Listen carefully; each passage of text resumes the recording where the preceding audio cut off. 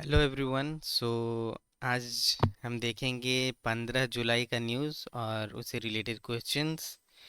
तो पहला तो न्यूज़ यही है कि जो असैसिनेशन अटेम्प्ट हुआ है फॉर्मर जो पहले प्रेसिडेंट थे डोनाल्ड ट्रंप पे, और जो शूटर था वो 20 इयर्स का था, तो उसको न्यूट्रलाइज कर दिया गया है, मतलब उसको सिक्योरिटी फोर्सेस द्वारा मार दिया गया है। तो वो कैंपेन कर रहे थे कहाँ, पेंसिल्वेनिया में। ठीक है, एक बार आप जो है मैप देखना, है ना, अमेरिका का। ठीक है, आपको थोड़ा सा तो आइडिया होना चाहिए। ठीक है ना, टेक्सास कहाँ है, मान लो टेक्सास कहाँ है। ठीक है, अगर ये न्यूयॉर्क कहाँ है, ठीक है ना, वाशिंगटन डीसी कहाँ है, ठीक है, फ्लोरिडा कहाँ है। ठीक है, तो थोड़ा आइडिया होना चाहिए। ठीक है, देख सकते हो आप। अगला जो न्यूज़ है वो है कि farmers in Andhra Pradesh hopeful as water shortage rises in Almaty dam. ठीक है, तो ये अलमाती डैम इम्पोर्टेंट है। ठीक है, ये कृष्णा रिवर पे है। ठीक है, कृष्णा रिवर पे हम देखेंगे क्वेश्चंस। ये वैसे ये कृष्णा रिवर के बारे में है। ठीक है, तो ये देखो भीमा रिवर आ रहा है, ट्रिब्यूटरी थंगभद्रा। ठीक है, और ये कहाँ से ओरिजिनेट होती है, महाबलेश्वर से। ठीक है, और ये यहाँ पे डिस्चार्ज हो रही है।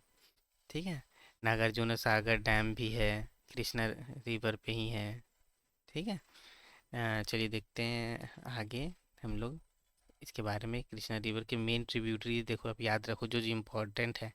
घटप्रभा, मलप्रभा, ठीक है, मूसी, मुन्नेरू, ठीक है, पल्लेरू। ये देखो, प्रभा प्रभा, है ना, ये याद रखो आप। नेरू, एरू, एरू। ठीक है, तो ऐसे याद रखो, कोयना।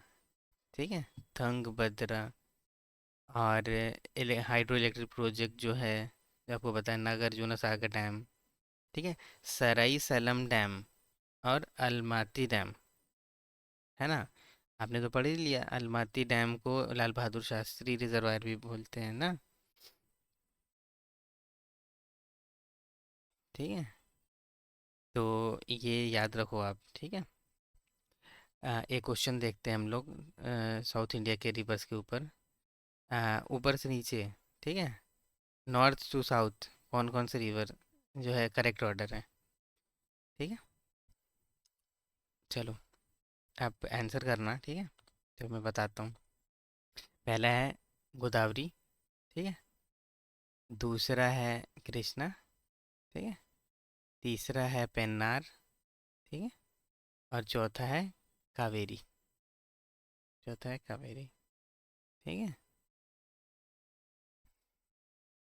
तो ये करेक्ट ऑर्डर है। ठीक है, तो 3, 1, 4, 2, ये सही है। ठीक है, रिवर्स पे क्वेश्चन आता ही है, रिवर्स तो आप अच्छे से करो, कम से कम 2 या 3 क्वेश्चन, 2 क्वेश्चन तो आते ही हैं। ठीक है, ये देख लो, गोदावरी है, ये कृष्णा है। ठीक है, ये पेन्नार रिवर। ठीक है, और ये कावेरी रिवर। ठीक है, ये मैंने एथिक्स के लिए ली, एथिक्स के लिहाज से इम्पोर्टेंट है।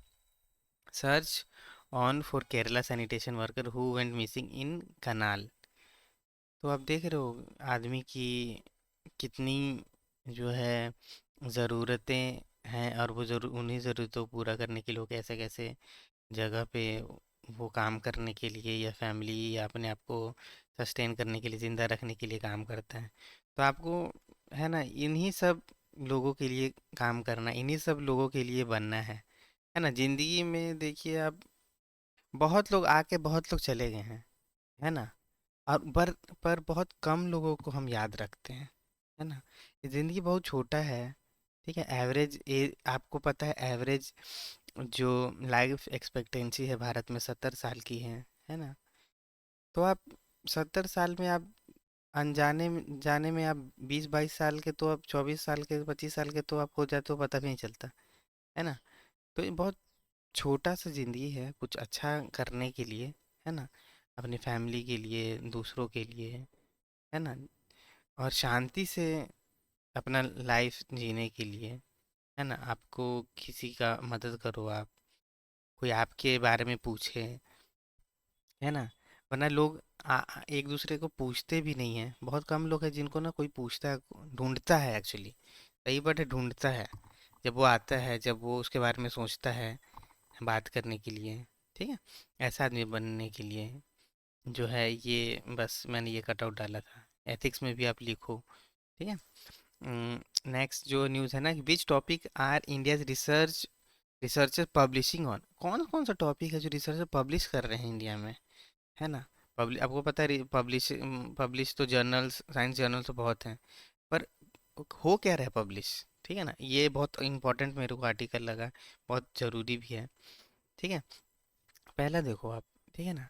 इंडिया से क्या लोग पब्लिश करें, सबसे ज़्यादा जो पब्लिश हुआ है, ठीक है? दो, the chart ranks 5 topics under which the highest number of papers were published 2004 से 23 तक इन सेलेक्ट नेशंस, ठीक है?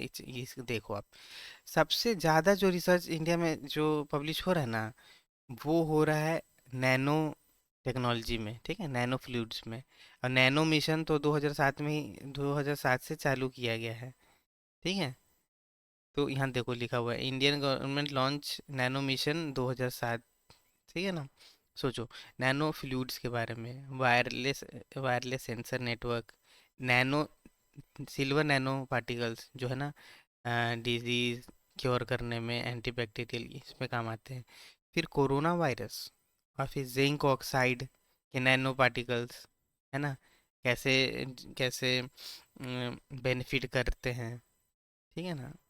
उसके उसके बारे में हो रहा है। और फिर देखो आप, पूरा कॉन्ट्रास्ट है, ये अमेरिका में क्या हो रहा है पब्लिश, वहाँ पे वही साइको और वही पेरेंटिंग, इसी पे रिसर्च होता है ज़्यादातर। सोश ह्यूमैनिटीज़ पे देखो, कोरोना वायरस पे सबसे ज़्यादा हुआ, 44,000 लगभग रिसर्च पब्लिश हुआ है। एच आई वी प्रिविलेंस, ठीक है? पेरेंटिंग, अच्छा पेरेंट का तो गोली मारते रहते हैं, या बहुत वायलेंस है वहाँ पे, डिप्रेशन बहुत है, ठीक है? गैलेक्सीज, क्योंकि नासा है वहाँ पे, डाटा अच्छा मिलता है, ठीक है? तो गैलेक्सीज, और एस्ट्रोफिजिसिस्ट, ठीक है ना?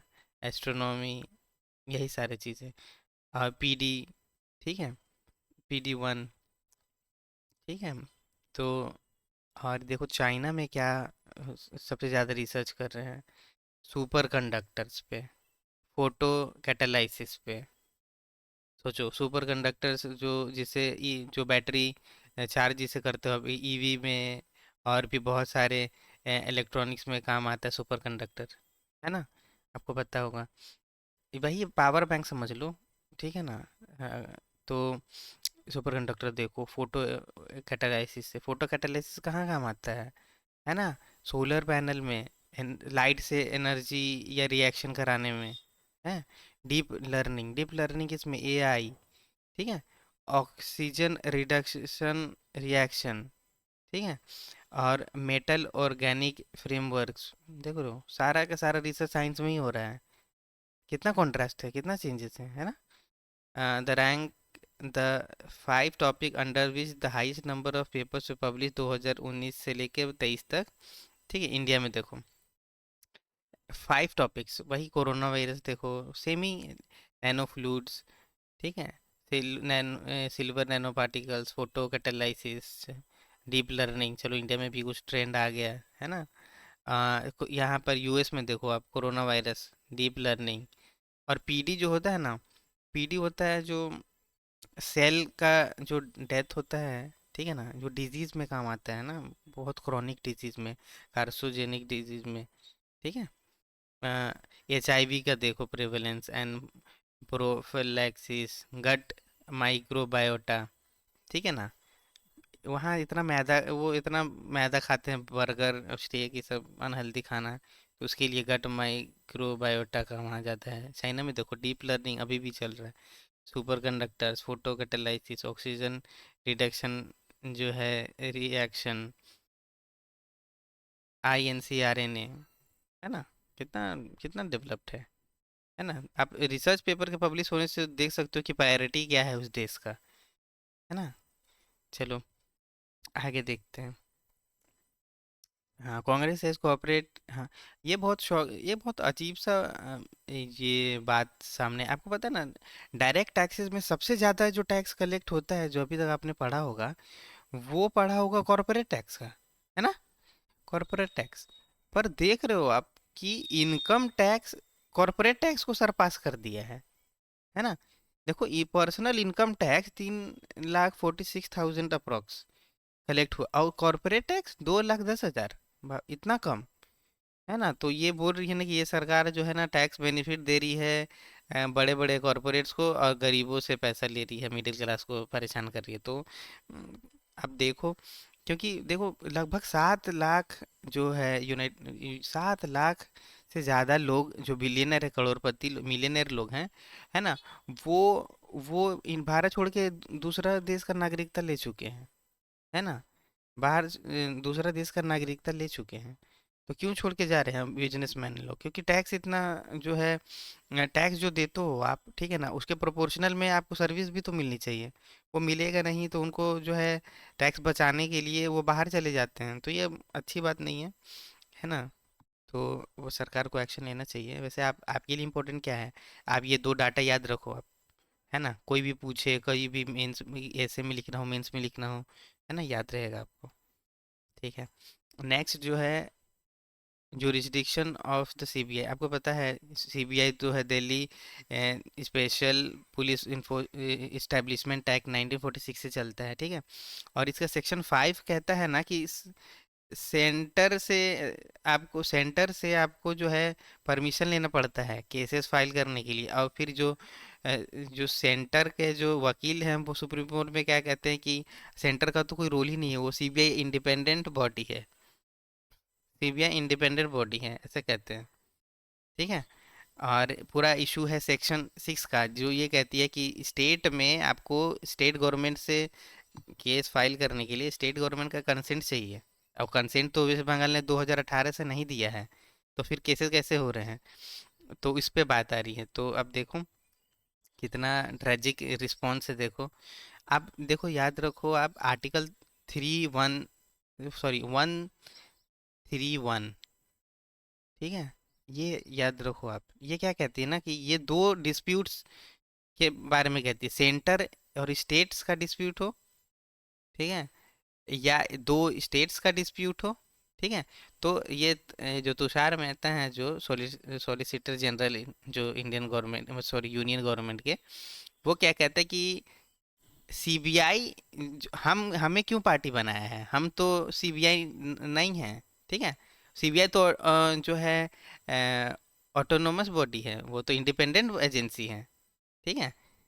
तो ये सुप्रीम कोर्ट क्या कहते हैं कि अच्छा, तो वो कहते हैं कि मिस्टर कंसीडेड, देखो, जब सुप्रीम कोर्ट ने कहा कि mister Mehta finally agreed, considered का मतलब agreed, that the agency cannot initiate any investigation without the express authorization of the union government under section 5 of the DSPE act.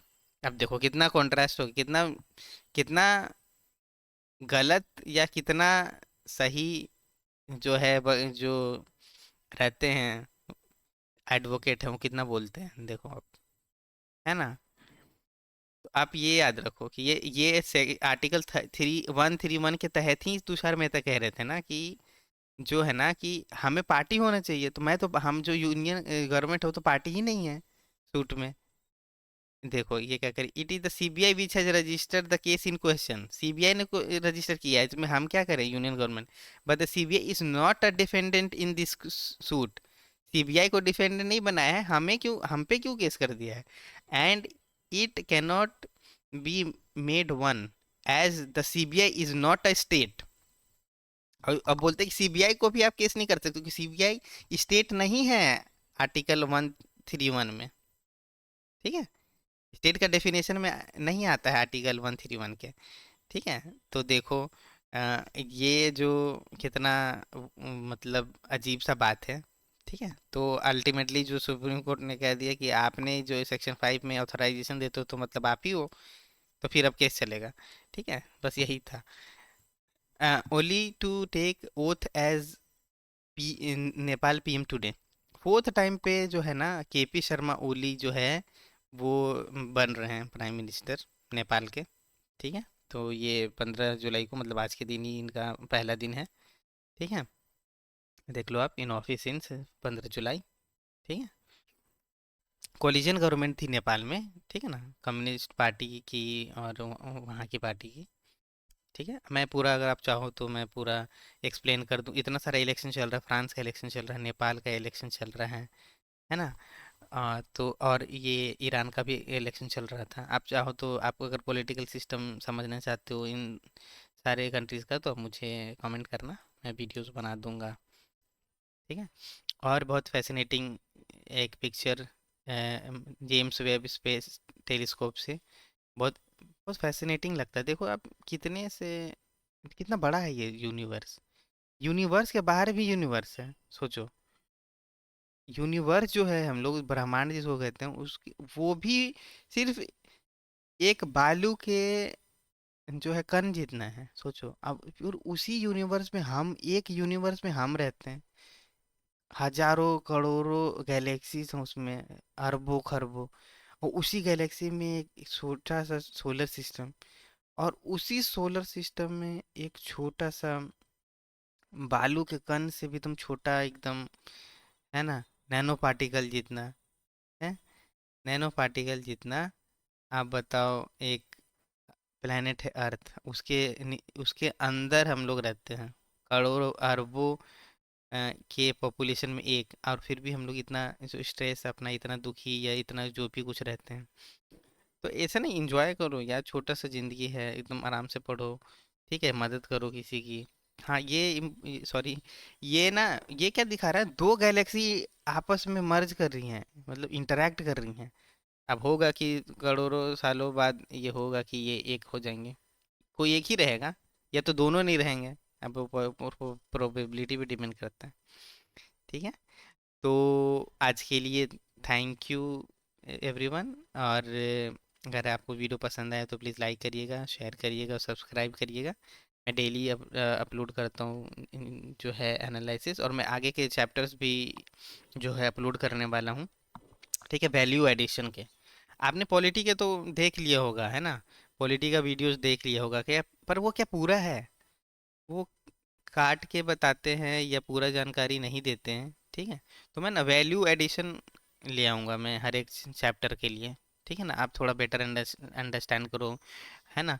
बहुत इजी इजी मैनर में, कोई वकील पढ़ाने वाला नहीं है या कोई भी।